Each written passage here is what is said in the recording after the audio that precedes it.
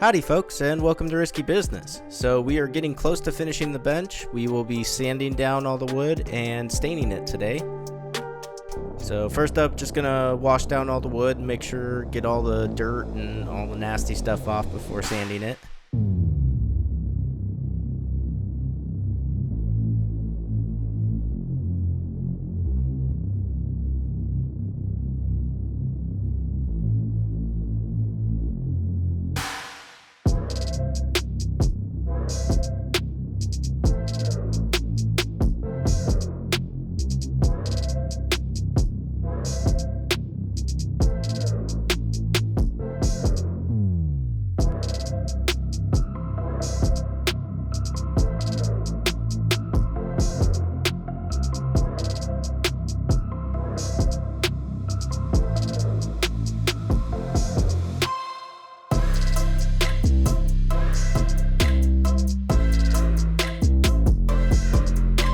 I already went over some of the wood with the electric sander, just getting rid of a lot of the rough spots, and so we'll just be smoothing out some of the spots.